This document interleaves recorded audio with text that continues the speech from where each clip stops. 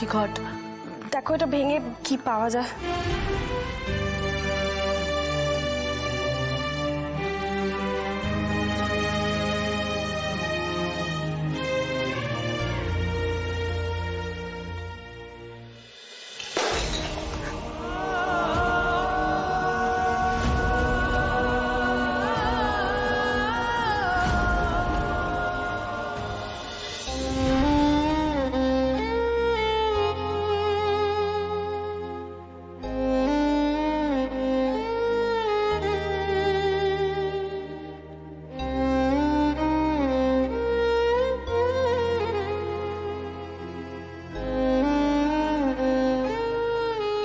বলছিলাম সব মিলিয়ে তো 1000-5 টাকার মতো আছে, কিন্তু এই দিয়ে তো।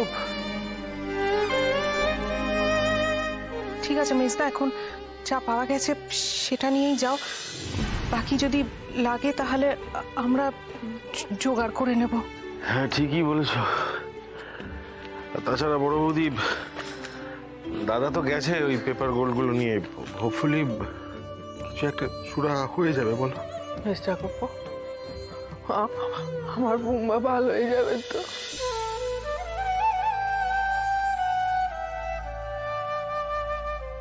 ভর্তি ভগবানে বিশ্বাস করো তো। আমরা আমাদের সাধ্যের বাইরে চেষ্টা করছি কাপুকে সুস্থ করে তোলার।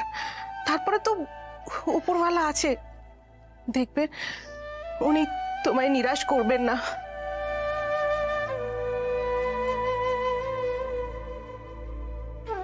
বড় বৌদি, তাহলে চলো আমরা বেরোই, দেখি হাসপাতালে গিয়ে কি ব্যবস্থা করা যায়।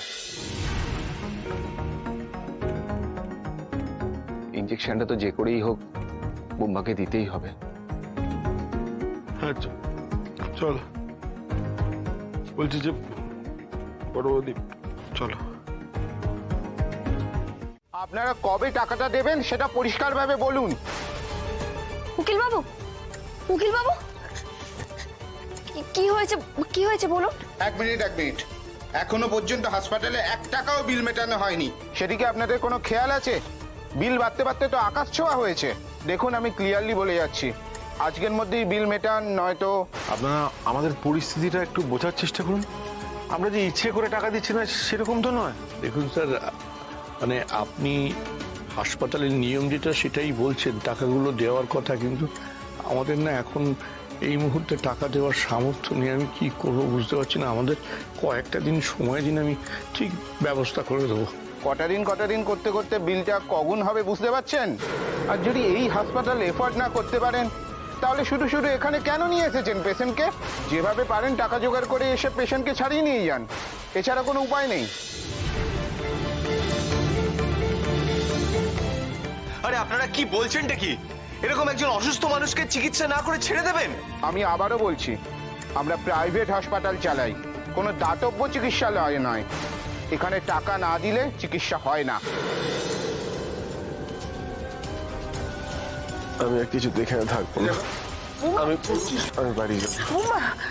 এইভাবে সবার বোঝা হয়ে থাকবো না। একটু শান্ত বাবা। আমি বাড়ি যাবো। কাব্য, কি করছিস কি? আমরা তো সবাই আছি, তুই এরকম অশান্ত হোস না। তুই এরকম করিস না কাব্য। ঠিক আছে উকিল বাবু, আপনি বাড়ি যাবেন, কিন্তু দয়া করে এখন এরকম ভাবে অশান্ত হবেন না। আপনার শরীরটা খুব খারাপ করবে, আপনি একটু শান্ত হন। স্যার কিছু একটা উপায় বলুন। দেখুন ওর ট্রিটমেন্টটা তো জরুরি।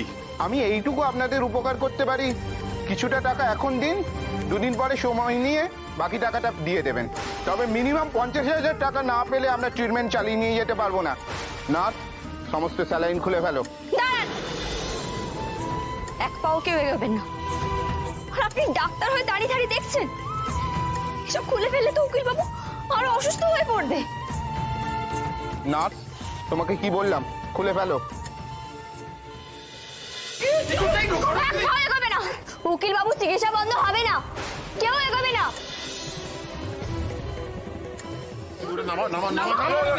দাদা একটু ধরে নাও।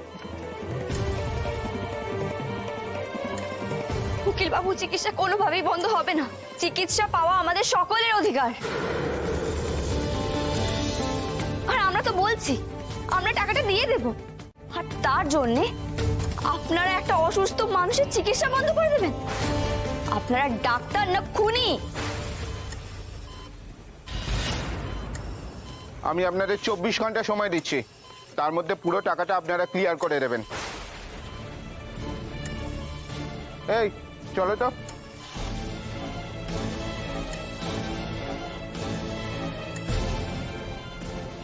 এখন না হয় সবাইকে আটকে রাখলাম, কিন্তু 24 ঘন্টার মধ্যে এতগুলো টাকা কি করে জোগাড় করব? করতে হবে না, লাগবে না, কিচ্ছু করতে লাগবে না। আমি ওষুধ খাবো না, টাকা লাগবে না। আমার মাথা দিব্যি রইল, আপনি এই নিয়ে একটাও কথা বলবেন না। আপনাকে সুস্থ করে তবে আমরা এখান থেকে ফিরবো।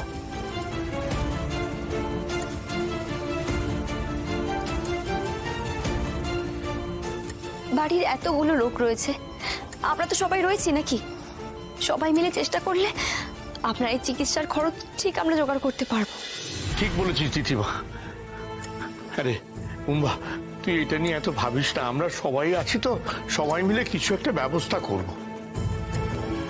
আমি কি বলছি বলো তো, কাউকে না এখানে থাকতে হবে, যাতে ওরা এসে উকিল বাবুর কোনো ক্ষতি করতে না পারে, এসব খুলে দিতে না পারে। বোম্বার কাছে আমি আছি, তোমরা বাইরেটা সামলাও।